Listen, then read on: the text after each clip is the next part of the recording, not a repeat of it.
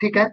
Indian polity का अपने को बैच है जिहदे आपां टॉपिक वाइज टेस्ट करने, मॉक टेस्ट नहीं है ये टॉपिक वाइज टेस्ट है। हरेक टॉपिक नूं आपां क्लीयर करना और ये टेस्ट दे विच मैं तुहानूं थ्योरी इन्नी ज़्यादा क्लीयर करवा दांगा कि तुहाडी जिहड़ी रिपीट करन दी जो क्षमता होएगी वो वध जाएगी।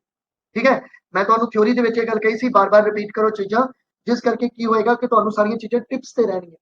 बस उही चीज़ नूं फॉलो करते हुए आपां अगे जिहड़ा हैगा वो चलदे। तो अगर सब कुछ ओके है, मेरी आवाज प्रॉपर आ रही है और अगर मैं कुछ लिखा है और वो तुहानूं दिख रहा है, ठीक है, तो मैनूं एक बारी ओके का मैसेज करो और इस बैच नूं वध तों वध शेयर करो अपने दोस्तां नाल तां जो वो भी इसनूं ज्वाइन कर सकन। ठीक है, तो शुरू करते हैं। क्वेश्चन की है, देखो पहला क्वेश्चन है अपने कोले, भारत दी संविधान सभा दा विचार सब तो पहला किसने दिता सी? मतलब अगर मैं आइडिया की गल करा तो जो आइडिया सी, ठीक है, आइडिया ऑफ कॉन्स्टिट्यूएंट असेंबली, तो कॉन्स्टिट्यूएंट असेंबली का जो आइडिया सी ये सब तो पहला किसने दिता सी? बिल्कुल एम एन रॉय ने। तो ठीक है, इस क्वेश्चन का जो राइट आंसर बनेगा वो एम एन रॉय बनेगा। तो बिल्कुल एम एन रॉय ने ही सब तो पहला जिहड़ी सीगी वो डिमांड रखी सी कॉन्स्टिट्यूएंट असेंबली। ठीक है, कॉन्स्टिट्यूएंट असेंबली की डिमांड रखी एम एन रॉय ने सब तो पहला। क्वेश्चन समझो ध्यान नाल, अगर मैं तुहानूं पूछां कि कॉन्स्टिट्यूशन की जो सब तो पहला गल हुई, कॉन्स्टिट्यूशन की जो सब तो पहला गल हुई वो किस कमेटी दे विच कीती गई सी, किस रिपोर्ट दे विच कीती गई सी, किस कमेटी किस रिपोर्ट दे विच कीती गई सी? कॉन्स्टिट्यूशन की गल ये आपां गल कीती है कॉन्स्टिट्यूएंट असेंबली दी, संविधान सभा की। ध्यान नाल चीज़ां नूं समझो, ठीक है। लेकिन अगर तुहानूं पूछ लिया जाए तो कॉन्स्टिट्यूशन की जो गल कीती गई सी या कॉन्स्टिट्यूशन का जो ड्राफ्ट तैयार किया गया सी ये सब तो पहला कदों किया गया सी? तो याद रखियो ये सब तो पहला नेहरू रिपोर्ट दे विच सब तो पहला ये ड्राफ्ट जिहड़ा सी वो तैयार होया सी। और ये नेहरू रिपोर्ट तुहानूं पता है 1928 दे विच आई सी। और नेहरू रिपोर्ट दे अगर तुहानूं प्रेजिडेंट या हैड पुछ लैण तो वो कौन सीगे? वो सीगे जी अपने कोले मोती लाल नेहरू। ठीक है, और अगर सैकटरी की गल करिए तो सैकटरी जिहड़े सीगे वो सीगे जी अपने कोले जवाहर लाल नेहरू। कॉन्सैप्ट नूं समझिए चलो, ठीक है। तो कॉन्स्टिट्यूशन की अगर डिमांड तुहानूं पूछी जाए तो वो नेहरू रिपोर्ट लगानी है 1928। लेकिन अगर तुहानूं संविधान सभा की डिमांड पूछी जाए तो वो तुहाडी जिहड़ी होएगी वो एम एन रॉय ने रखी। क्यों? क्योंकि देखो तुहानूं पता है कि नेहरू रिपोर्ट जो आई सी उस तो पहला जो उस समय के सैकटरी ऑफ स्टेट को सीगे उन्हां दा नाम की सी? उन्हां दा नाम सी लॉर्ड बर्किनहेड। बर्किनहेड। तो इन्होंने एक चैलेंज किया सी, ठीक है, कि तुसी अपना कॉन्स्टिट्यूशन अगर बनाना चाहते हो तो बना सकते हो, यही चीज सी। तो इत्थे सब तो पहला जो कॉन्स्टिट्यूशन का ड्राफ्ट तैयार होया सी वो नेहरू रिपोर्ट दे विच ड्राफ्ट तैयार जिहड़ा सीगा वो कीता गया सी। तो ये पॉइंट तुसी जिहड़ा हैगा याद रखना है। और अगर तुहानूं पुछना है कि फंडामेंटल जो राइट सीगे कि अगर कॉन्स्टिट्यूशन दे विच असीं फंडामेंटल राइट देने हैं तो इसका जो सब तो पहला ड्राफ्ट तैयार होया सी वो 1931 दे कराची सैशन दे विच होया सी। ये पॉइंट तुसी याद रखना है। और 1931 का जो कराची सैशन सी इसके हैड कौन सीगे ये तुसी मैनूं जल्दी जल्दी कमेंट करके दसो। बिल्कुल ठीक है, 1928 मोतीलाल नेहरू, नेहरू रिपोर्ट बिल्कुल इंपॉर्टेंट चीज है, याद रखनी है। अगले क्वेश्चन पे चलते। देखो अगला क्वेश्चन की है कि भारतीय राष्ट्रीय कांग्रेस की जो अधिकारित मंग सी, मतलब जो ऑफिशियल डिमांड सी, ये ऑफिशियल डिमांड किस रूप दे विच स्वीकार की गई सी? बिल्कुल वेरी गुड, बहुत अच्छा, वल्लभ भाई पटेल। अगला क्वेश्चन दसो, भारतीय राष्ट्रीय कांग्रेस की अधिकारित मंग, भारतीय राष्ट्रीय कांग्रेस की जो अधिकारित मंग है, ठीक है, केड़ी मंग सी? कॉन्स्टिट्यूएंट असेंबली दी ये मंग सी। तो कॉन्स्टिट्यूएंट असेंबली दी जो डिमांड सीगी इसनूं किस रूप दे विच स्वीकार जिहड़ा सीगा वो कीता गया सीगा? हाँ जी, तो इस क्वेश्चन का राइट आंसर है अगस्त पेशकश। तो बिल्कुल 8 अगस्त 1940 ਦੇ ਵਿੱਚ 8 ਅਗਸਤ 1940 ਦੇ ਵਿੱਚ ਕਨਸਟੀਟਿਊਟ ਅਸੈਂਬਲੀ ਦੀ ਇਸ ਡਿਮਾਂਡ ਨੂੰ ਮੰਨਿਆ ਗਿਆ ਸੀਗਾ ਕਿ ਠੀਕ ਹੈ ਅਸੀਂ ਤੁਹਾਨੂੰ ਇੱਕ ਕਨਸਟੀਟਿਊਟ ਅਸੈਂਬਲੀ ਬਣਾ ਕੇ ਦਵਾਂਗੇ। ਔਰ ਇਹ ਕਿਸ ਦੇ ਦੁਆਰਾ ਮੰਨਿਆ ਗਿਆ ਸੀ? तो याद रखियो उस समय जो अपने वॉइस राय सी वो कौन सी? तो सी जी लॉर्ड लिनलिथगो। ये पॉइंट बहुत इंपॉर्टेंट ने, सारे दे सारे याद रखने हैं। लॉर्ड लिनलिथगो द्वारा ये डिमांड ਜਿਹੜੀ एक्सेप्ट की गई सी। क्यों की गई? देखो ਤੁਹਾਨੂੰ पता है 1939 ਦੇ ਵਿੱਚ ਜਿਹੜਾ ਸੀ ਉਹ ਵਿਸ਼ਵ ਯੁੱਧ ਸ਼ੁਰੂ ਹੋ ਗਿਆ ਸੀ ਜੋ 42 ਤੱਕ ਚੱਲਿਆ ਸੀ। लेकिन इस समय 1939 ਦੇ ਵਿੱਚ ठीक है ਹੁੰਦਾ ਕੀ है कि जो ब्रिटिश है, ठीक है, इंग्लैंड है वो हार रहे सेकंड वर्ल्ड वार। हालांकि वो जीत गया बाद में, लेकिन बहुत ਜਿਹੜੀ कंडीशन सी वो बहुत माड़ी सी।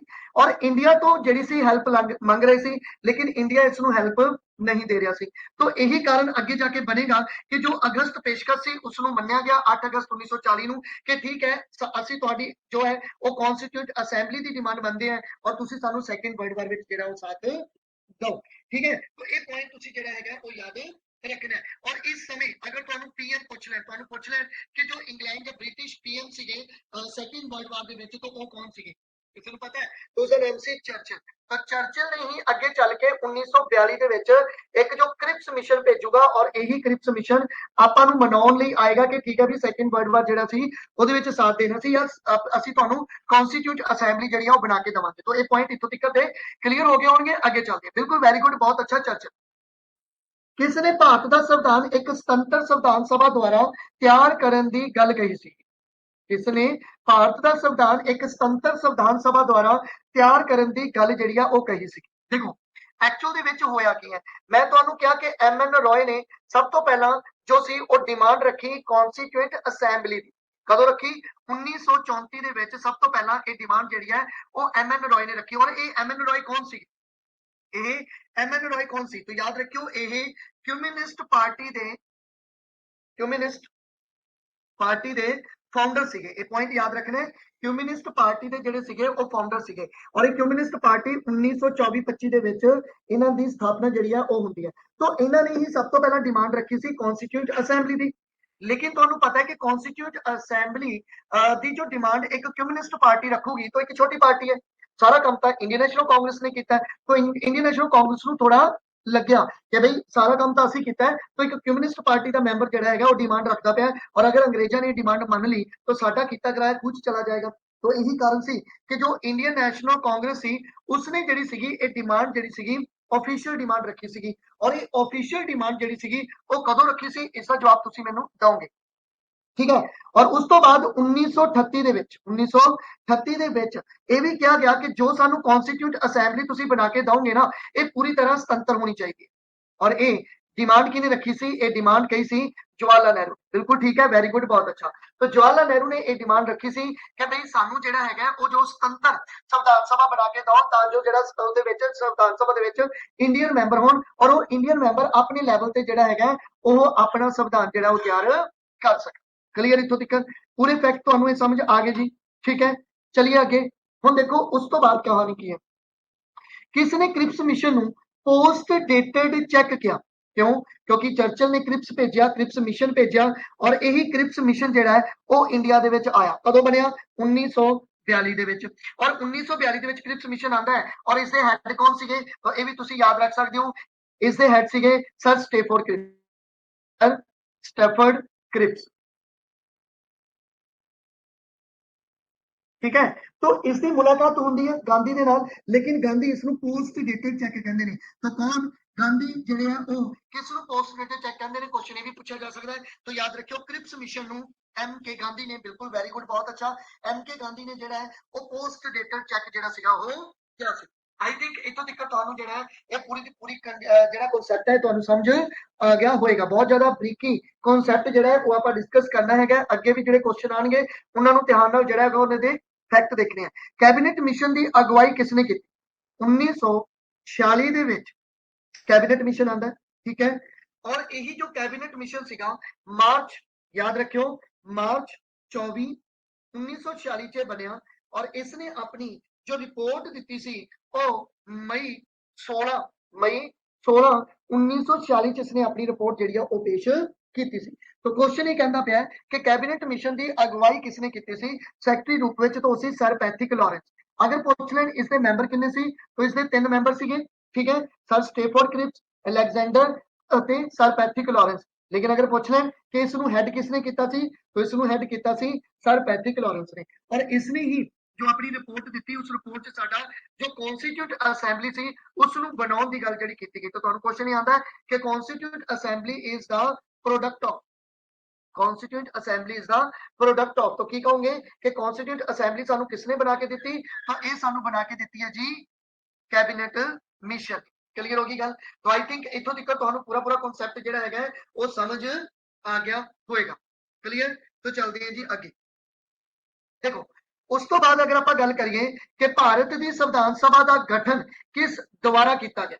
भारत की संविधान सभा का जो गठन किया गया है ये किसके द्वारा किया गया? तो मैं तुहानू हुणे दस्सिया कैबिनेट मिशन द्वारा किया गया। हाँ जी, बिल्कुल तुसी क्वेश्चन का नंबर भी पा के आंसर दिया करो ਤਾਂ जो मैनू क्लीयर होवे। तो भारत की संविधान सभा का गठन किस द्वारा किया गया? कैबिनेट मिशन द्वारा 1946 कैबिनेट आया और इसे ने ही सानू संविधान सभा जिहड़ी सीगी वो बना के ਦਿੱਤੀ ਸੀ। क्लीयर नहीं? इसके तीन मैंबर तुसी याद रखने जिहदे विच हैड किहने कीता? कैबिनेट मिशन ने हैड किया। बहुत अच्छा, वेरी गुड, आगे चलते हैं। ठीक है, मैं देख ला कि बच्चे कितने ने टोटल, सारे बच्चे ने, तो वेरी गुड, सारे बच्चे ने। ओके जी, तो सारे बच्चे जवाब दो, जिन्ने भी बच्चे ने एक बार मैनू सारे ही जवाब देंगे। अगला क्वेश्चन चलते हैं। तो देखो संविधान सभा के कुल चुने हुए मैंबरों की गिनती कितनी सी? संविधान सभा के कुल चुने हुए मैंबरों की जो सी वो गिनती कितनी सी? हाँ जी, चुने हुए मैंबरों की गिनती कितनी सी? 7 का बी कह रहे ने बेअंत कौर, रणजीत कौर कह रहे ने बी, वीर दविंदर कह रहे ने 296, प्राची 200 बी और कुलदीप बी। बिल्कुल ठीक है, 296। एक्चुअल सीक्वेंस याद रखनी है। अगर पूछ लें टोटल किन्ने सी तो 399 सी, लेकिन ये 399 मैंबर कितों आएंगे? देखो याद रखना 399 मैंबर कितों आएंगे? तो उस समय साडे इंडिया की जो पॉपुलेशन सी, इंडिया की जो उस समय की अपनी पॉपुलेशन सी वो कितनी सी? तो याद रखियो 399 मिलियन की उस समय पॉपुलेशन सी। इस करके एक मैंबर 10 कितने मैंबर 10 लाख लोगों को रिप्रेजेंट करेगा। ठीक है, तो एक पॉइंट तुसी पहला याद रखना है। दूजा हुण 399 मैंबरों के विचों कौन कौन मैंबर कितों कितों आया? तो देखो याद रखना है कि पहला जिहड़े सीगे जो गवर्नर प्रोविंसेस सीगे, ये जो गवर्नर प्रोविंसेस तो 292 मैंबर आए सीगे।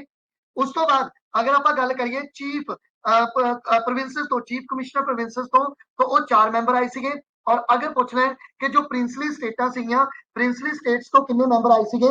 तो वो कितने मैंबर आए सी जी? वो 93 मैंबर आए सी। तो ये टोटल मैंबर जिहड़े आ तुहाडे 399 मैंबर बनदे आ, लेकिन इत्थे उन्होंने कल्ले इलैक्टेड मैंबर पूछे ने, और इलैक्टेड मैंबर जिहड़े सीगे वो 292 प्लस 4 मतलब 296 मैंबर तुसीं जिहड़े आ वो याद रखने। और उस तो बाद अगर आप गल करिए कि जो टोटल जिहड़ियां ये 4 चीफ कमिश्नर प्रोविंसेस आ, ये किहड़ियां-किहड़ियां? तो इहदी गल करो कुर्ग, ठीक है, बलोचिस्तान, दिल्ली ਅਤੇ अजमेर। तो ये जिहड़े 4 सीगे अपने कोले, ठीक है, अजमेर। तो ये चारां तो जिहड़े सीगे वो 4 मैंबर चुन के आए थे। आई थिंक पूरा का पूरा कॉन्सैप्ट तुहानू जिहड़ा वो समझ आ गया होगा। क्लीयर होगी गल इत्थों तक? भाई चलिए अगे। उस तो बाद मैं तुहानू दसांगा कि किन्ने मैंबरां नू किन्नियां सीटां मिलियां सी। आपां टोटल सीटां दी गल करनी है, ठीक है ना? आपां टोटल सीटां दी गल करनी है। चलो मैं तुहानू दसदा है कि टोटल किन्नियां किन्नियां सीटां मिलियां। देखो ध्यान रखो, जदों ये इलैक्शन होए तो इलैक्शन दे विच कांग्रेस नूं कितनियां सीटां मिलियां सी? तो कांग्रेस नूं 208 सीटां मिलियां। ये पॉइंट याद रखना है। अगर पूछ लें कि मुस्लिम लीग नूं कितनियां सीटां मिलियां सी, मुस्लिम लीग नूं कितनियां सीटां मिलियां सी? तो वो 73 सीटां मिलियां सी मुस्लिम लीग नूं, ठीक है। और अगर तुहानू पूछ लें कि भाई उस तो बाद बाकी अदर्स नूं कितनियां सीटां मिलियां, तो अदर्स नूं जो सी वो 15 सीटां जिहड़ियां सीगियां वो मिलियां सी। तो तुसीं काउंट कर लो कि कितनियां सीटां जिहड़ियां बनदियां, क्योंकि उस समय जिहड़ियां ये सीटां डिवाइड कीतियां गईयां सी, वो इस तरह कीतियां गईयां सी कि सिखां दी रिप्रेजेंटेशन अलग रखी गई सी, मुस्लिम जो रिप्रेजेंटेशन सी वो अलग रखी गई सी, ठीक है। एंग्लो इंडियन दी जिहड़ी सीगी वो अलग रिप्रेजेंटेशन रखी गई सी। अगर इन्हां दी भी गल करिए तो भी मैं अगे जाके दसूंगा कि किन्ने किन्ने मैंबर सिखां दे सी, किन्ने मुस्लिम दे सी, ठीक है। फिलहाल आपां इत्थों तक देखा कि संविधान सभा च कुल चुने हुए मैंबरां दी गिनती 296 सी, जिस दे विच कांग्रेस नूं किन्नियां सीटां मिलियां? कांग्रेस नूं 208 सीटां मिलियां। तो इहदा मतलब जो कांग्रेस है वो कॉन्स्टिट्यूट असेंबली नूं डील करेगी। क्लीयर इत्थों तक? तो हुण आपां चलदे हां अगे। तो हुण अपने कोले कॉन्स्टिट्यूट असेंबली बन चुकी है, ठीक है। और कॉन्स्टिट्यूट असेंबली दे विच जो कांग्रेस है उसको 208 सीटां मिल चुकी हैं और हुण ये अपनी मीटिंग्स करेगी। तो कॉन्स्टिट्यूट असेंबली दियां पहलियां 3 मीटिंग तुसीं याद रखनी है। किहड़ी-किहड़ी भाई?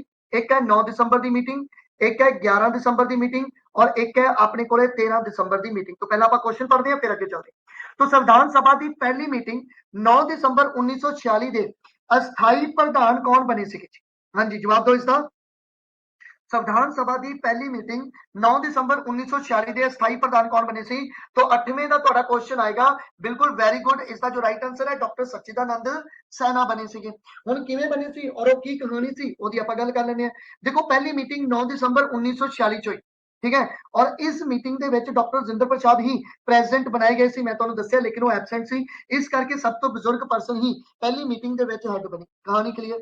11 दिसंबर 1946 की मीटिंग हुई। इस दे विच तुहाडे एक एडवाइजर बनाए गए और इन्हां एडवाइजर नूं ही बोलिया गया बी.एन. रॉय। तो एडवाइजर कौन बने? बी.एन. रॉय बने। और इत्थे ही आपां एक वाइस प्रेजिडेंट भी चुने, ठीक है। और वाइस प्रेसिडेंट कौन सीगे तो ये सी अपने को HC मुखर्जी। तो ये पॉइंट हो गए क्लियर, ठीक है। तो HC मुखर्जी को क्यों चुनिया गया, क्योंकि अगर फिर कदे इस तरह की कोई प्रॉब्लम आती है कि प्रेसिडेंट एबसेंट होता है तो कम से कम वाइस प्रेसिडेंट डील कर सके। हुण 13 दिसंबर 1946 की जो मीटिंग होएगी उसदे विच की होया सी, पंडित जवाहर लाल नेहरू ने एक लैटर पढ़िया जिसनूं तुसीं की बोलिया सी, ऑब्जेक्टिव रेजोल्यूशन बोलिया सी। और इसे ऑब्जेक्टिव रेजोल्यूशन का अगे जाके जो क्वेश्चन आएगा उसनूं आपां हल करांगे। एक इंपॉर्टेंट गल इहदे विच जो आपां पहला कदे कीती नहीं, वो याद रखना है। जिहड़ी पहली मीटिंग सी 9 दिसंबर की, इस मीटिंग दे विच मुस्लिम लीग ने बाइकाट किया सी, मतलब मुस्लिम लीग ने पार्टिसिपेट नहीं किया। ये पॉइंट याद रखना है कि मुस्लिम लीग ने पहली मीटिंग दे विच जो 9 दिसंबर की मीटिंग सी उस दे विच जिहड़ा सीगा वो पार्टिसिपेट नहीं किया। क्लियर जी, आगे चलते हैं। संविधान सभा के सलाहकार के रूप में किसनूं नियुक्त किया गया? हाँ जी, 9 नंबर का आंसर दो कि संविधान सभा के सलाहकार के रूप में किसनूं नियुक्त किया गया? 10वें का आंसर आएगा सी, डॉक्टर सच्चिदानंद सिन्हा है। 9वें का आंसर दो पहला, BN रॉय। बिल्कुल BN रॉय, लेकिन ऑप्शन ਦੇ ਵਿੱਚ BN रॉय नहीं है, तो इस करके इस क्वेश्चन का राइट आंसर बनेगा डी, क्योंकि ਇੱਥੇ ਤੁਹਾਡੇ ਬਣਨਗੇ BN रॉय। मैं ਤੁਹਾਨੂੰ ਉੱਪਰ ਦੱਸ ਕੇ ਵੀ ਆਇਆ ਕਿ BN रॉय ਜੋ ਸੀਗੇ ਉਹ ਐਡਵਾਈਜ਼ਰ ਬਣੇ ਸੀ ਔਰ ਇਹਨਾਂ ਨੂੰ ਹੀ ਅਲੱਗ-ਅਲੱਗ ਦੇਸ਼ਾਂ ਦੇ ਸੰਵਿਧਾਨ ਨੂੰ ਰੀਡ ਕਰਨ ਲਈ ਭੇਜਿਆ ਸੀਗਾ ਔਰ ਇਹੀ ਜੋ ਕਨਸੈਪਟ ਚੱਕ ਕੇ ਲੈ ਕੇ ਆਏ ਸੀ ਅੱਗੇ ਜਾ ਕੇ ਇਹੀ ਕਨਸੈਪਟ ਤੁਹਾਡਾ ਸੋਰਸਸ ਦੇ ਰੂਪ ਵਿੱਚ ਤੁਹਾਡਾ ਤੀਸਰਾ ਟੌਪਿਕ ਜਿਹੜਾ ਹੈਗਾ ਉਹ ਬਣੇਗਾ। ਕਲੀਅਰ ਹੋ ਗਈ ਗੱਲ, ਚਲਿए ਅੱਗੇ। अगला क्वेश्चन है जी अपने को मुस्लिम लीग की मंग नूं किस योजना तहत स्वीकार किया गया? देखो जो 13 दिसंबर की मीटिंग सी, भी मैं दस ही देना है, जो 13 दिसंबर की मीटिंग सी 1946 की, इस दे विच पंडित जवाहरलाल नेहरू ने एक लैटर रीड किया, ठीक है।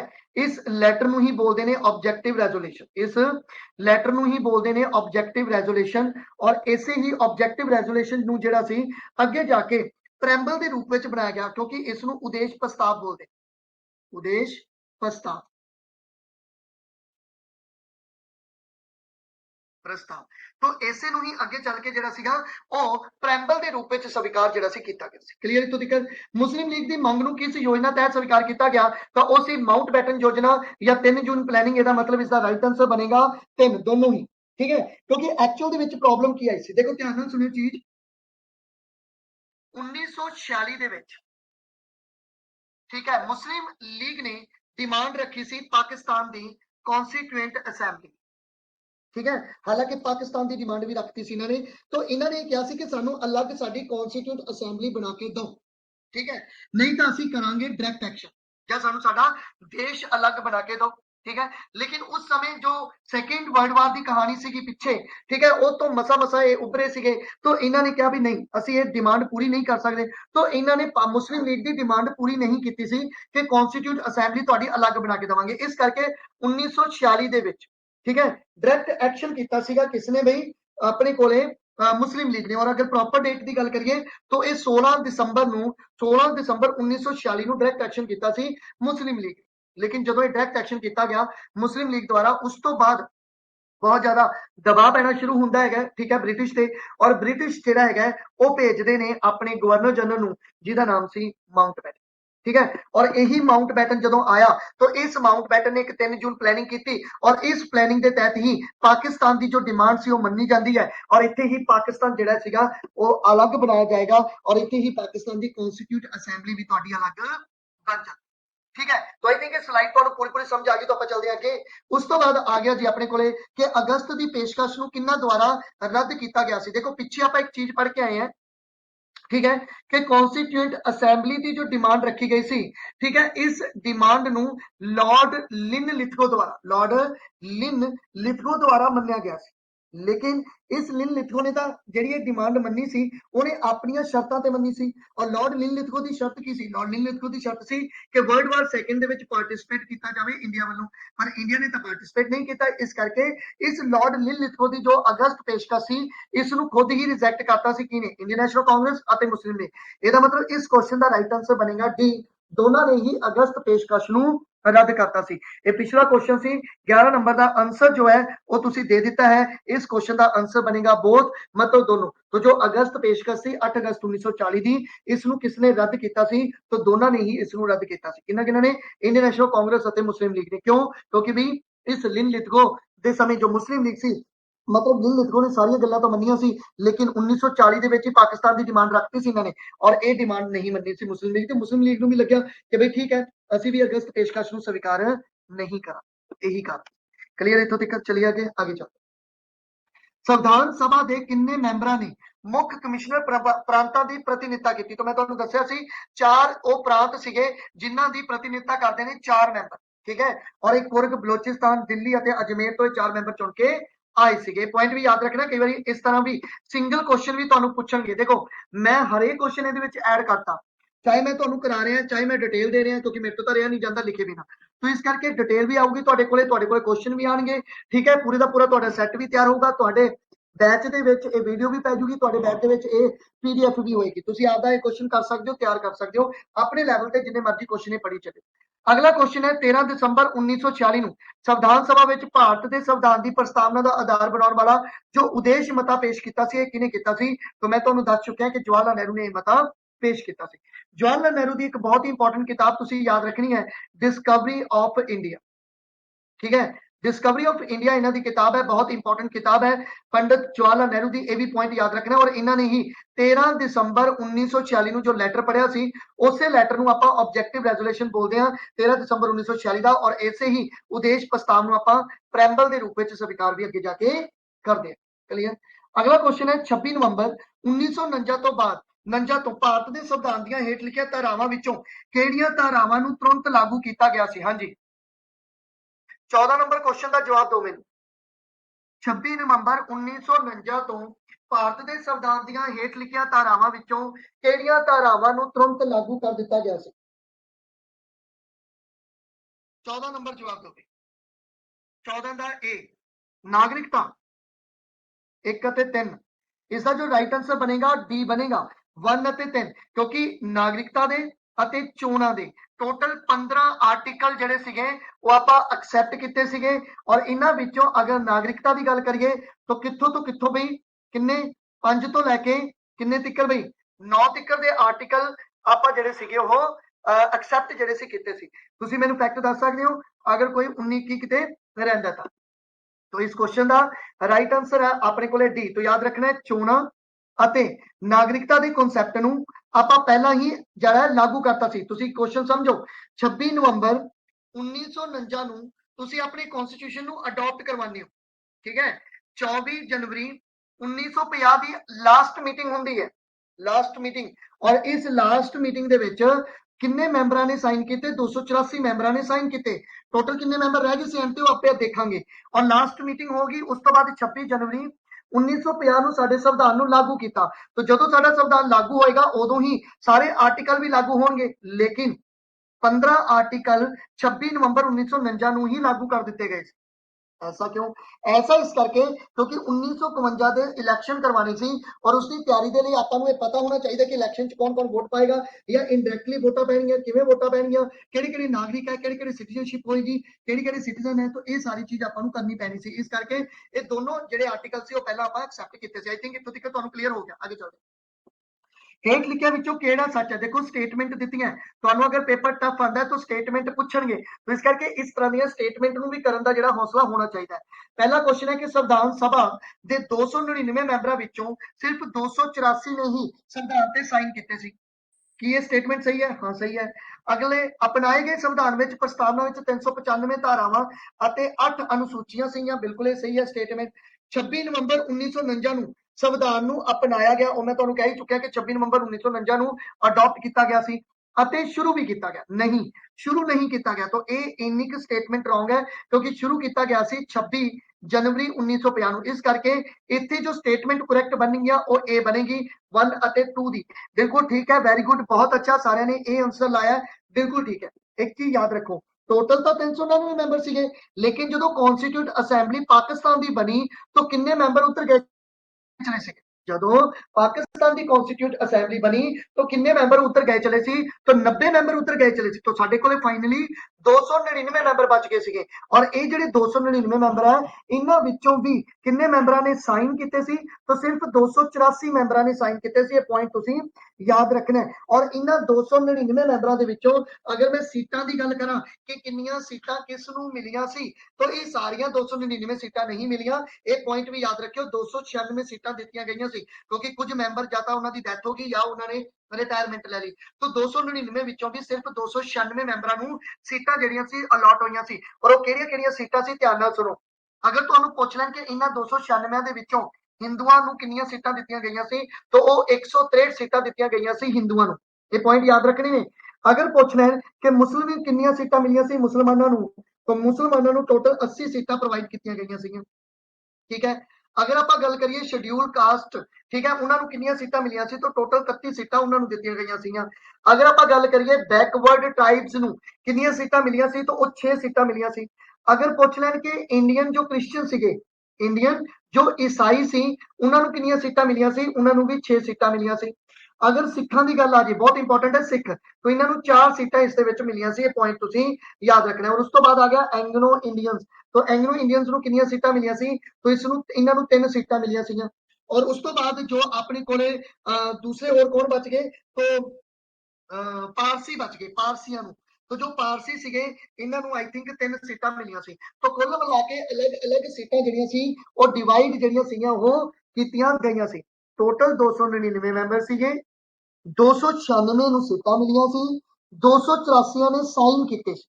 ਪੁਆਇੰਟ ਸਮਝ ਲਓ ठीक है। तो ये पॉइंट इंपॉर्टेंट था इथों तक आई थिंक ਤੁਹਾਨੂੰ पूरा पूरा कॉन्सेप्ट ਜਿਹੜਾ ਹੈ ਉਹ ਸਮਝ ਆ ਗਿਆ ਹੋਏਗਾ। तो ਆਪਾਂ ਚੱਲਦੇ ਹਾਂ ਅੱਗੇ ਚਲੋ। देखो अगला क्वेश्चन की है ਇਹਨਾਂ ਵਿੱਚੋਂ ਕਿਹੜਾ ਸਹੀ ਮੇਲ ਖਾਂਦਾ ਹੈ। ਹਾਂਜੀ 16 ਨੰਬਰ ਦਾ ਜਵਾਬ ਦਿਓ। ਸਟੇਟ ਕਮੇਟੀ ਹੈ ਜਿਸ ਦੇ ਹੈਡ ਬਣਾਏ ਗਏ ਜਵਾਹਰ ਲਾਲ ਨਹਿਰੂ। सूबाई संविधान कमेटी है इसके हेड बनाए गए सरदार पटेल। ड्राफ्टिंग कमेटी ਤੁਹਾਨੂੰ ਪਤਾ ਹੀ ਹੈ डॉक्टर बी आर अंबेडकर सीगे और विधि कमेटी ਦੇ निज़म डॉक्टर जिंदर प्रसाद। तो इस क्वेश्चन का जो राइट आंसर बनेगा जवाब दो जल्दी जल्दी 16 का। तो इस क्वेश्चन का राइट आंसर बनेगा डी। उपरोक्त सारे ही सही ने क्योंकि मैं सीक्वेंस ही लाई सी। तो ये क्वेश्चन ਤੁਹਾਡੇ ਲਈ मैं सौखा प्रोवाइड ਜਿਹੜਾ ਉਹ ਕੀਤਾ ਹੋਇਆ। ਤੁਸੀਂ ਮੋਸਟ ਇੰਪੋਰਟੈਂਟ ਜਿਹੜੀਆਂ ਕਮੇਟੀਆਂ ਹੈ ਉਹਨਾਂ ਨੂੰ ਯਾਦ ਰੱਖ ਸਕਦੇ ਹੋ। ਅਗਰ ਤੁਹਾਨੂੰ ਪੁੱਛ ਲਿਆ ਕਿ ਜੋ ਜੂਨੀਅਰ पावर कमेटी है ठीक है मैं शॉर्ट च लिखूंगा। तो ये जो कमेटी है इसके हेड कौन सी जवाहरलाल नेहरू। ये पॉइंट याद रखनी है। अगर तुहानू पूछ लें कि जो एक कमेटी सी यूनियन कॉन्स्टिट्यूशनल कमेटी तो इस कमेटी के हेड कौन बनाए गए थे उस समय तो ये हेड बनाए गए थे जवाहरलाल नेहरू। तो ये दोनों ही जवाहरलाल नेहरू सीगे ठीक है। उस तो बाद अगर अपने को पूछ लें कि प्रोविंशियल ठीक है कॉन्स्टिट्यूशनल कमेटी के हेड कौन सीगे ठीक है तो वो सी सरदार पटेल।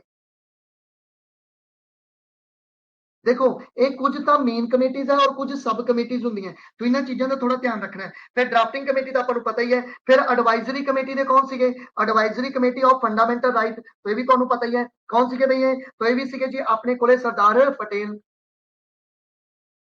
ठीक है। तो ये पॉइंट याद रखने हैं कहने का भाव है।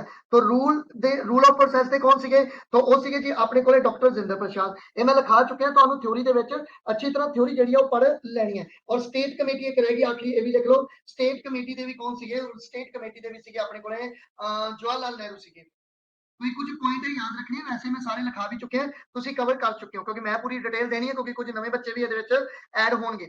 अगे चलदे कि हेठ लिखिआं दे विच मेल करना है तो 17वें दा आंसर दसो पहला तुसीं 17 नंबर क्वेश्चन का आंसर दसो भाई।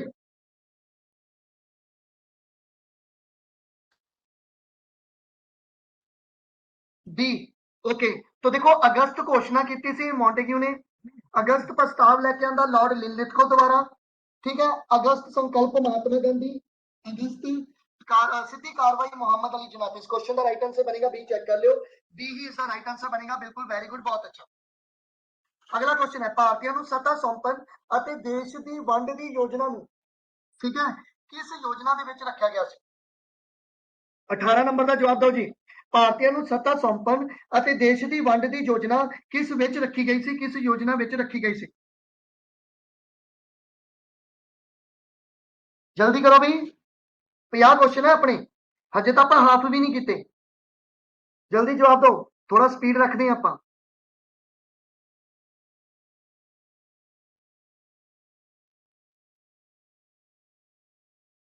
सारे है जवाब दो पूरा बिल्कुल भी साइमन साइमन कमीशन 1928 आया राजे किस दा जवाब दे रहे हो तुसी?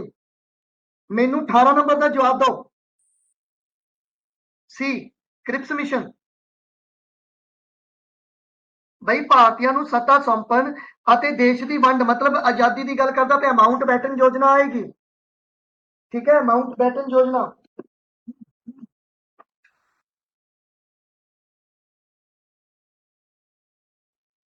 ठीक है, माउंट बैटन योजना बिल्कुल ठीक है। आगे चलते हैं। भारत की संविधान सभा का प्रतीक की है? भारत की जो संविधान सभा सी कॉन्स्टिट्यूट जो असैंबली सी इसका सिंबल की सी? बिल्कुल 3 जून प्लानिंग जिसनों माउंट बैटन प्लानिंग बोलते हैं। संविधान सभा का प्रतीक की सी जी? ए ऑप्शन हाथी। बिल्कुल ठीक है। एलिफेंट बिल्कुल ठीक। आगे चलो। इन्हां विचों केड़ा सच है? सच मतलब संविधान सभा ने 22 जुलाई 1947 ਨੂੰ राष्ट्रीय झंडा अपनाया। ठीक है जी। संविधान सभा ने 24 जनवरी 1950 ਨੂੰ राष्ट्रीय गीत अपनाया। वंदे मातरम जो गीत है इसनों अपनाया गया सी। ठीक है। उस तो बाद 26 जनवरी 1950 ਨੂੰ संविधान सभा ने अपना अंतिम इजलास किया। मैं तुहानू कहा सी कि 24 जनवरी 1950 ਨੂੰ आखिरी मीटिंग हुंदी है जिथे साइन किए जाते हैं। तो इसका मतलब ये स्टेटमेंट रॉन्ग होगी और इस क्वेश्चन का राइट आंसर बन गया ए 1 ते 2 स्टेटमेंट करेक्ट है। क्लियर होगी। वंदे मातरम गीत किने लिखा? बैंकिम चंद्र चटर्जी ने लिखा। और बैंकिम चंद्र चटर्जी की किताब की है ये दसो? आनंद मठ। तो एक गीत आनंद मठ तो जो वो लिखा गया है, पॉइंट याद रखना है। और 24 जुलाई 1947 ਨੂੰ जो राष्ट्रीय झंडा अपनाया गया इसका जो डिजाइन तैयार किया सी, किसने किया सी? पेंगैली वेंकैया ने इसका डिजाइन जो तैयार किया सी। ठीक है जी। आई थिंक इतों तक क्लियर हो गया होगा सर। आगे चलते हैं। संविधान सभा ਨੂੰ संबोधन करने वाला आखिरी ब्रिटिश गवर्नर जनरल कौन सी? क्वेश्चन बहुत सौखा है।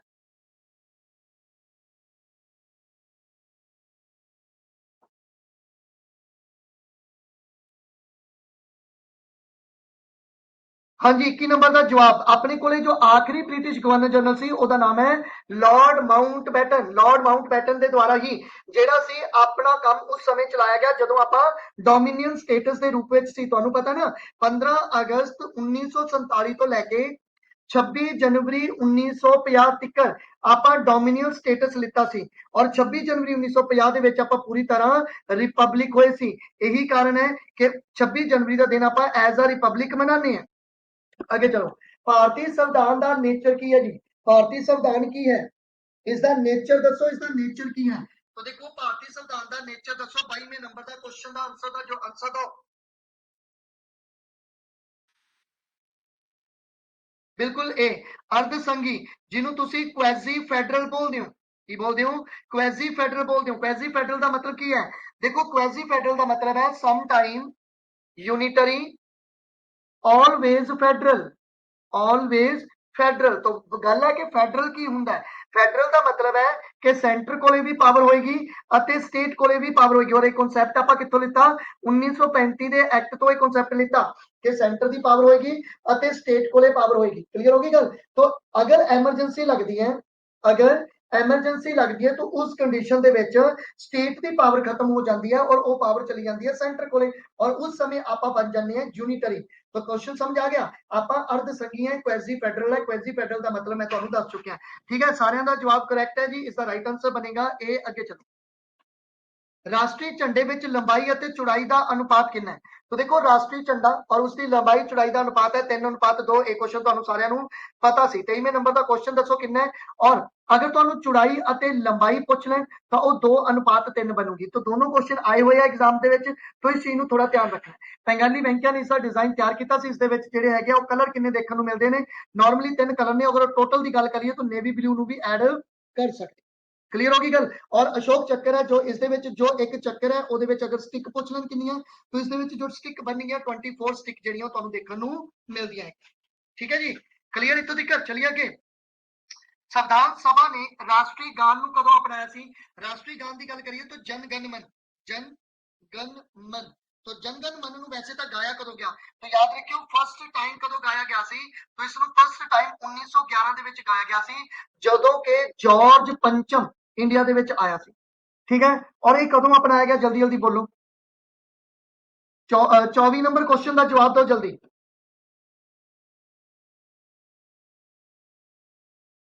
हाँ भाई 24 नंबर क्वेश्चन 24 जनवरी 1950 ਨੂੰ अपनाया गया और ये जनगण मन जॉर्ज पंचम के आने की खुशी में गाया गया। और ये जो जनगण मन है ये किसने लिखा? तो ये लिखा है रविंद्रनाथ टैगोर ने। और रविंद्रनाथ टैगोर जिन्ना दा ये जो राष्ट्रीय गान है ये लिता कितों? तो गीतांजलि तो लिता। ठीक है, ये पॉइंट याद रखना है। 52 सेकंड का आपा कॉन्सैप्ट लिता है। और गीतांजलि ਨੂੰ नोबल अवार्ड कदों मिलिया ये तुसी मैनू कमेंट करके दसो।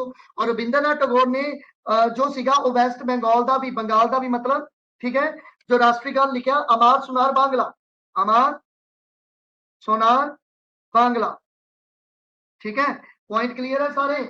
ठीक है, चलिए जी अगे। तो नोबल अवार्ड गीतांजलि ਨੂੰ कदों मिलिया इसका जवाब दो जल्दी जल्दी मैनू, अगे चलते हैं।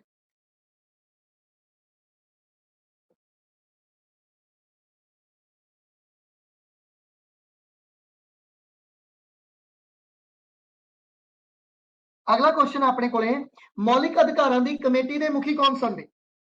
25 नंबर क्वेश्चन का जवाब दो। मौलिक अधिकारों की कमेटी के मुखी कौन सन?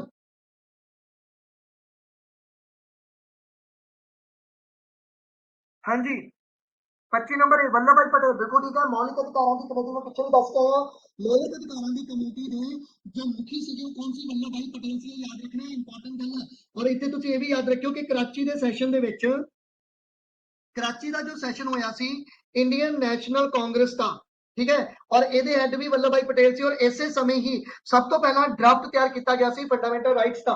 सब तो पहला ड्राफ्ट तैयार किया गया सी फंडामेंटल राइट्स का। बहुत अच्छा, वेरी गुड। अगले क्वेश्चन के जवाब से चलते हैं जी। संविधान के खरड़े ते कुल किन्ने दिनों तक बहस चलती है जी? हाँ जी, संविधान के खरड़े ते कुल किन्ने दिनों तक बहस चलती है?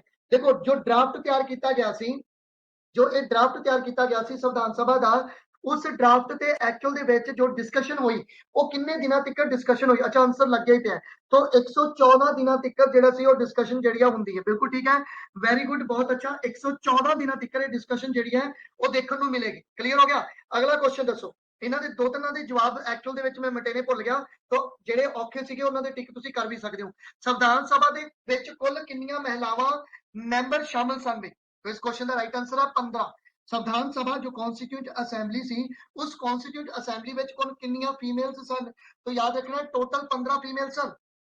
ठीक है, 27 का जो राइट आंसर बनेगा वो 15 बनेगा। तो 15 फीमेल्स ने पॉइंट याद रखना है। आगे चलते हैं। भारत के तिरंगे नाल संबंधित समिति के प्रधान कौन सन भाई? भारत के तिरंगे मतलब जो तिरंगा झंडा है, ठीक है, जो फ्लैग है, उसकी जो कमेटी बनाई गई है, उस कमेटी के हेड कौन सन? उस कमेटी के हेड सन जेबी कृपलानी। वेरी गुड, बहुत अच्छा, 28 का डी। ठीक है, कोई गल नहीं, तीन क्वेश्चन ही सीगे जिन्हां दे मतलब ਜਿਹੜੇ कलर चेंज करना भुल गया। भारत का संविधान किस विचारधारा ते आधारित है? चंगी तरह जवाब देना क्वेश्चन ध्यान नाल। 29वां क्वेश्चन का जवाब दो। भारत का संविधान किस विचारधारा ते आधारित है?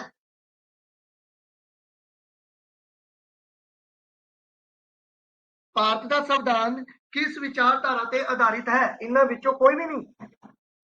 हाँ भी 29वें का आंसर की है? सी। क्यों 29वें का आंसर सी क्यों ला रहे हो? भारत का संविधान किस विचारधारा ते आधारित है? तुहानू लगता है कि कोई विचारधारा अपने संविधान की नहीं है? हाँ जी,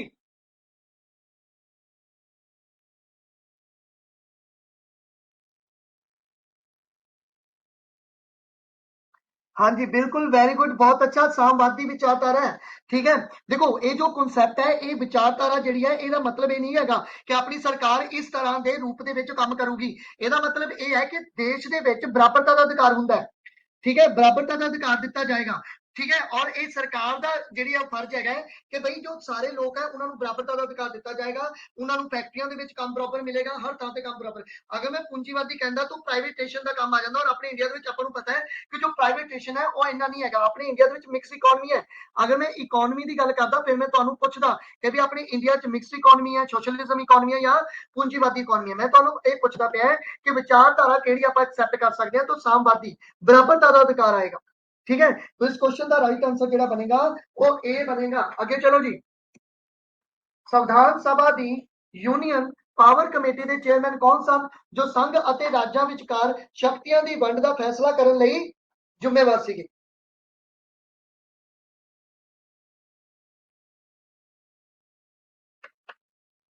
30वें का जवाब दो जी। मैं ਤੁਹਾਨੂੰ दस भी चुके यूनियन कमेटी तो ये बनगे जवाहरलाल नेहरू। बिल्कुल वेरी गुड, बहुत अच्छा। हेठ लिखिया विचों भारत की संविधान सभा की पहली महिला मैंबर कौन बनी सी? टोटल 15 मैंबर बनिया सी। बिल्कुल वेरी गुड, बहुत अच्छा। 3 आंसर भी बन गया। हेठ लिखिया विचों भारत की संविधान सभा की पहली महिला मैंबर कौन बनी सी?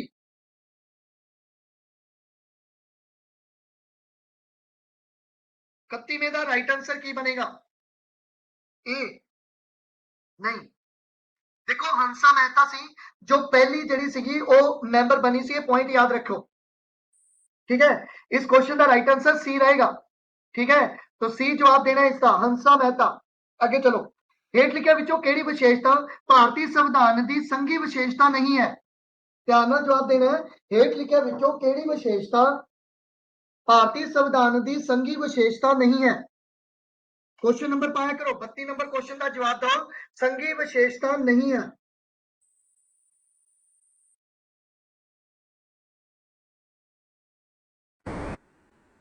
तो इस क्वेश्चन का राइट आंसर की बनेगा? जल्दी दो। 32वें का सी, दो सदनी सरकार। हेठ लिखिया विचों भारतीय संविधान की संघी विशेषता। संघ संघ दे विच तां दो सदनी रह गई। हाँ भी, तो आएगा अपने को केड़ा? डी ऑप्शन, मौलिक अधिकार। नहीं नहीं भाई, इकहरी नागरिकता, ठीक है। पॉइंट याद रखो, संघ दे विच इकहरी नागरिकता नहीं, तो इकहरी नागरिकता संघी विशेषता नहीं हैगी, ठीक है। बिल्कुल अपनी इंडिया दे विच सिंगल सिटीजनशिप है और यूएसए दे विच जिहड़ी है और ड्यूल सिटीजनशिप अपनाई जाती है। ये पॉइंट भी तुसीं याद रख लेने हैं। लेकिन हेठ लिखिया विचों केड़ी विशेषता भारतीय संविधान की संघी विशेषता नहीं मन्नी जाती? तो वो इकहरी नागरिकता मन्नी जाएगी। मूल संविधान में कितने अनुच्छेद और धारावां सन? एक क्वेश्चन आप पहला भी करके आए हैं। इसका जवाब की है 395 अनुच्छेद है और 8 धारावां। इस क्वेश्चन का राइट आंसर है 1। तो जो आप अपने संविधान को अडॉप्ट किया सी उस समय अपने को की कुछ 395 आर्टिकल सीगे, 12 पार्ट सीगे, यही है। और 8 शेड्यूल सी, लेकिन ये इंक्रीज हो गए। किन्ने किन्ने इंक्रीज हो गए ये तो मैं करवाया हुआ। तो इस क्वेश्चन का जवाब जो बनेगा वो 1 बनेगा। बहुत अच्छा, वेरी गुड। संविधान सभा में कांग्रेस को कितनी सीटां मिलियां सी जी? तो संविधान सभा में कांग्रेस को कितनी सीटां मिलियां सी? तो तुहानू पता है कि 208 सीटां मिलियां सी। तो कांग्रेस को कितनी सीटां मिलियां सी? कांग्रेस को 208 सीटां जड़ियां सीगियां ओह मिलियां सी। और अगर तुहानू इत्थे पूछ लें कि मुस्लिम लीग को कितनी मिलियां सी, तो मुस्लिम लीग को जड़ियां सी 73 सीटां मिलियां सी। और उसके बाद भी बाकी जिन्ने भी मैंबर है ਇਹਦੇ ਵਿੱਚ ਸਾਰੇ ਕਰਨ ਦੀ ਲੜਨੀ ਸਿੱਖਾਂ ਦੀ ਗੱਲ ਕਰ ਲੈਂਦੇ ਆ ਜੋ ਉਸ ਸਮੇਂ ਸਿੱਖ ਸੀਗੇ, ठीक है। नॉन कांग्रेस सिख सीगे, ठीक है। टोटल कम्यूनिटी की गल नहीं करता पाया। मतलब मैं ये काम गल करता पाया क्योंकि ये जिहड़ी सीटां सीगियां ये अलग-अलग सीटां, मतलब ये कॉन्स्टिट्यूएंट असेंबली दीयां जिहड़ियां सीटां सीगियां। तो उस समय सिर्फ एक सीट मिली सीगी सिखां नूं जदों वो नॉन कांग्रेस कमेटी तो आए सीगे। तो ये याद रखने की जरूरत नहीं है, तुसीं सिर्फ 2 पॉइंट याद रखने हैं कि कांग्रेस को 208 सीटां मिलियां सी, ठीक है। और इस कांग्रेस च कोई भी हो सकता है, मुस्लिम हो सकता है, सिख हो सकता है। जदों मैं तुहानूं पहला वाली चीज करवाई है वो मैं कम्यूनिटी के अकॉर्डिंग करवाई सी, लेकिन इतने मैं कम्युनिटी के अकॉर्डिंग नहीं दसदा पाया, इतने मैं पार्टी के अकॉर्डिंग दस सकता, ठीक है ना। तो पॉइंट का थोड़ा जिहा ध्यान रखना तुसीं। बिल्कुल ठीक है, 34वें का आंसर बनेगा डी। वेरी गुड, बहुत अच्छा। आगे चलिए। अगला क्वेश्चन है जी, संविधान खरड़ा कमेटी में शामिल मैंबरों की गिनती कितनी सी? तो खरड़ा कमेटी मतलब ड्राफ्टिंग कमेटी, मतलब ड्राफ्टिंग कमेटी। तो ड्राफ्टिंग कमेटी के विच टोटल कितने मैंबर सीगे?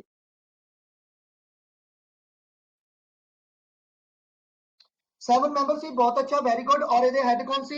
तो इसके हेड सी डॉक्टर बी आर अंबेडकर,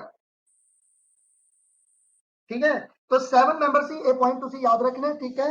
तो 7 मैंबरों के विचों कोई मैनू दस सकता है किहड़े 2 मैंबर रिप्लेस किए गए सी? किहड़े 2 मैंबर रिप्लेस किए गए सी? एक तो माधव राव सीगा, माधव राव नूं रिप्लेस किया काहदे नाल? हाँ भाई, बिल्कुल खैतान है, खैतान, डीपी खैतान। डीपी खैतान नूं रिप्लेस किहदे नाल कीता? चलो ये दस दो। B L Mittal, very good, बहुत अच्छा। और खैतान वाला इसी कृष्णा मिचारी। तो ये पॉइंट याद रखने हैं और 7 मैंबर भी तुहानू पता होने चाहिए। संविधान की ड्राफ्टिंग कमेटी के सामने प्रस्तावना किसने पेश की सी? क्वेश्चन कमाया हुआ है, पुराना क्वेश्चन ही है। संविधान की ड्राफ्टिंग कमेटी के सामने जो प्रस्तावना है वो किसने पेश की सी? मतलब जो ऑब्जेक्टिव रेजोल्यूशन सीगा वो किसने पेश किया सी? बिल्कुल वेरी गुड, जवाहरलाल नेहरू ने पेश जिहड़ा सी ओह कीता सी। बहुत अच्छा, वेरी गुड। अगला दसो। संविधान सभा विच संविधान ते किन्नियां रीडिंग्स होईयां, किन्ने बार इस नूं रीड किया गया सी, मतलब जो ड्राफ्ट सीगा वो किन्ने बार रीड किया गया सी बई। मैं तुहानूं थ्योरी दे विच दस्सिया होया है कि किन्ने बार वो रीड होया सीगा।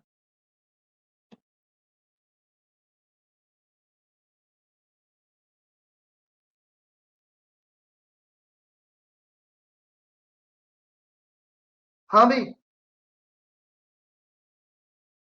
संविधान सभा विच संविधान दियां किन्नियां रीडिंग, मतलब ड्राफ्ट नूं किन्ने बार रीड किया बई, 3 बार रीड किया सीगा। सब ने ही 4 रीडिंग लाया है, 37वें का सी लाया। इसनों चेक करियो क्वेश्चन नूं, मेरे अकॉर्डिंग 3 है, 3 रीडिंग ही है, ठीक है। अगर चौथी रीडिंग है तो आप देख लांगे कि केड़ी रीडिंग है चौथी भी। हाँ जी, चार रीडिंग दसी जाने, चारे रीडिंग फिर दसता दो केड़ी केड़ी रीडिंग्स है। इस क्वेश्चन का राइट आंसर 3, ठीक है। आगे चलते, संविधान सभा ने राष्ट्रीय गीत कदों अपनाया, तो क्वेश्चन रिपीट हो गया होगा शायद, 24 जनवरी 1950 ये तुसी याद रखना, इंपॉर्टेंट है। संविधान सभा के राष्ट्रीय गीत को कदों अपनाया गया, तो ये क्वेश्चन 2 बार रिपीट हो गया, कोई गल नहीं, ठीक है। एक क्वेश्चन है अपने को 24 जनवरी 1950 का, ठीक है, रिपीट हो गया होगा क्वेश्चन। राष्ट्रीय झंडे के चक्कर में केड़ा रंग वरत्या गया जी, ਇਹਦਾ जवाब दो, 40वें नंबर का क्वेश्चन का जवाब दो। राष्ट्रीय झंडे के चक्कर में केड़ा रंग वरत्या गया है। 40 में B, very good, navy blue, बहुत अच्छा, वेरी गुड, नेवी ब्लू। और स्टिक कितनी है, 24 स्टिक है, ये भी पॉइंट याद रखना होगा तुसी, ठीक है। और झंडे की गल करनी तो कलर्स की गल करते हैं, तो कलर तो पता ही है जेडे हैगे कलर, 3 कलर ਤੁਹਾਨੂੰ यूज किए जाते हैं। आगे चलते हैं जी, और इसका डिजाइन किने तैयार किया सी, बंगाली बैंकिया ने इसका डिजाइन जेड़ा सी ਉਹ तैयार जेड़ा सी ਉਹ ਕੀਤਾ ਸੀ। संविधान सभा की जो एक ड्राफ्टिंग कमेटी बनाई गई सी, कदों स्थापना हुई सी इसकी, तो ड्राफ्टिंग कमेटी की स्थापना कदों हुई सी भाई।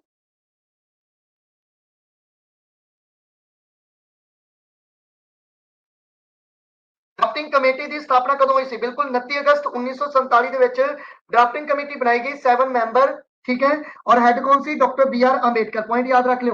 संविधान सभा संविधान अंतिम रूप देने में कितना समा लग्या, मतलब संविधान बनाने दे विच टोटल जो साल लगे वो कितना लगे, 42वें का जवाब दो जी, टोटल कितना समा लग्या। ए 2 साल 11 महीने 18 दिन लगे, 64 लाख रुपया खर्च होया सी जी। कितना खर्च होया सी, 64 लाख रुपया खर्च होया सी, 11 सैशन करवाए गए सी, टोटल टोटल 11 सैशन हुए सी, 64 लाख रुपया खर्च होया, 2 साल 11 महीने 18 दिन लगे, बन के की आया, तो याद रखियो सब तो लेंथी मतलब लंबा रिटन कॉन्स्टिट्यूशन बन के तैयार होया, ठीक है। तो एक पॉइंट तुसी याद रखना, वेरी इंपॉर्टेंट है। भारतीय संविधान का कैलीग्राफर किहनूं कहा जा सकता है, भारतीय संविधान ਨੂੰ जो हथी लिखा गया, ਤੁਹਾਨੂੰ पता है जो भारत का संविधान है वो हथी लिखा गया है, और इसनूं किसने लिखा सी,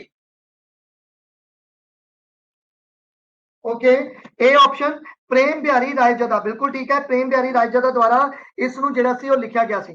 मौलिक अधिकारां दी कमेटी का मुखी कौन है, तो ਤੁਹਾਨੂੰ पता ही है वल्लभ भाई पटेल है। रिपीट हो गए 3 क्वेश्चन भाई, ठीक है। 3 क्वेश्चन ਤੁਹਾਨੂੰ मैं ऐड करवा दांगा कितों होर, टोटल 50 क्वेश्चन ही कवर करवाने, मैं ਤੁਹਾਨੂੰ टिप्स ते रखनी है, ठीक है। बिल्कुल ठीक है, 44 में ये तो हम सारे जवाब देंगे क्योंकि पता नहीं कितने बारी पढ़ लिया ਆਪਾਂ। संविधान सभा के कार्यों बारे कमेटी के मुखी कौन सी, ध्यान नाल जवाब देना है। संविधान सभा के कार्यों बारे जो कमेटी सी उसके मुखी कौन सीगे,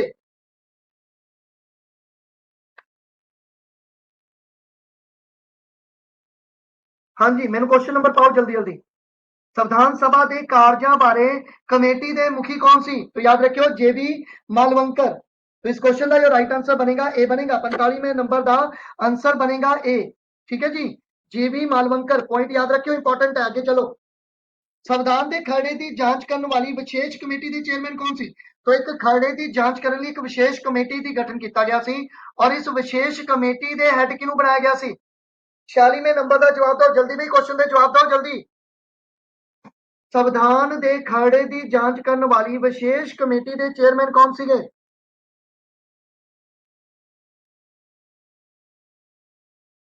हाँ जी, तो इस क्वेश्चन का राइट आंसर है अनादि कृष्णा स्वामी अय्यर।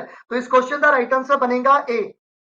भारत का संविधान भारत को किस रूप में वर्णित करता है, क्वेश्चन इंपॉर्टेंट है, ध्यान नाल इसका जवाब दो, वेरी गुड, बहुत अच्छा, 46वें का ए ऑप्शन। 47वें क्वेश्चन का जवाब दो, भारत का संविधान भारत को किस रूप में वर्णित करता है।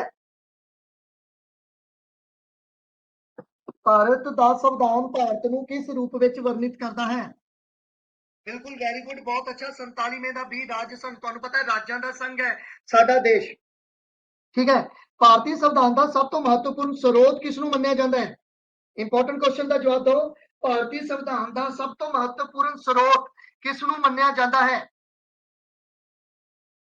48ਵੇਂ ਦਾ ਆंसर ਆਏਗਾ ए, ਭਾਰਤ ਦਾ ਜੋ ਐਕਟ ਆਇਆ 1935, ਗਵਰਨਮੈਂਟ ਆਫ ਇੰਡੀਆ ਐਕਟ 1935 ਦੁਆਰਾ ਅਸੀਂ ਬਹੁਤ ਕੁਝ ਲਿੱਤਾ, ਇਸ ਕਰਕੇ 75% ਪਾਰਟ ਜੋ ਸਾਡੇ ਸੰਵਿਧਾਨ ਦਾ ਹੈ ਉਹ 1935 ਦੇ ਐਕਟ ਤੋਂ ਹੀ ਬੋਰੋ ਕੀਤਾ ਹੋਇਆ ਹੈ। तो इस करके साडे संविधान ते जो सब तो ज्यादा प्रभाव पिया वो किसका पिया जी?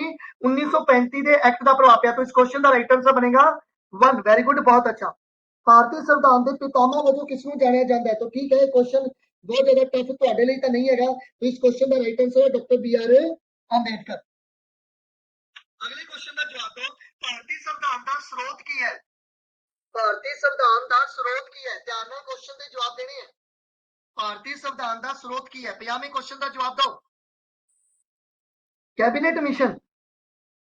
नहीं नहीं नहीं, वो क्वेश्चन कुछ और पूछता पिया, वो क्वेश्चन कुछ और पूछता पिया। तो ठीक है, मैं तो समझ गया, तुसी कह रहे हो कि संविधान सभा सानू किसने बना के दी, तो स्रोत नहीं नहीं भारतीय संविधान का, संविधान सभा तो पूछ ही नहीं रहा हो, संविधान सभा थोड़ा लिखा है, भारतीय संविधान लिखा है। तो भारतीय संविधान का स्रोत की है?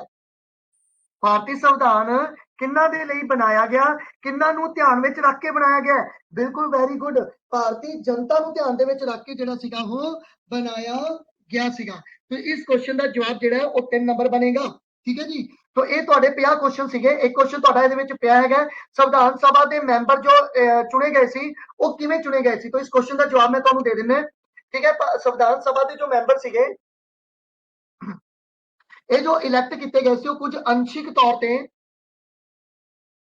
चुने गए अते अंशिक तौर पर नामजद होए सीगे। ये पॉइंट याद रखना है, पॉइंट इस तरह ही तुसी पॉइंट नूं याद रखना है। अंशिक तौर पर चुने गए सीगे और अंशिक तौर पर नामजद किए गए सी और यह इनडायरैक्टली चुने गए सी, रिप्रेजेंटेटिव रूप दे विच चुने गए सी, ठीक है। तो यदा क्वेश्चन का जिहड़ा हैगा तुहाडा 7 नंबर क्वेश्चन सी, मैं ऐड करना भुल गया क्योंकि 50 क्वेश्चन पूरे हो गए सी। इस क्वेश्चन का राइट आंसर तुहाडा अंशिक तौर पर चुने गए और अंशिक तौर पर नामजद हैगा। तो ये मेंशन नहीं किया है, तो मैं ऊपर लिखता हैगा, ठीक है। तो इस क्वेश्चन का जो राइट आंसर बनेगा वो तुहाडा अंशिक तौर पर चुने गए, अंशिक तौर पर जिहड़ा सीगा वो इत्थे लिखिया ही है। चलो, संविधान सभा के मैंबर सन तो अंशिक तौर पर चुने गए और अंशिक तौर पर नामजद। क्लीयर जी।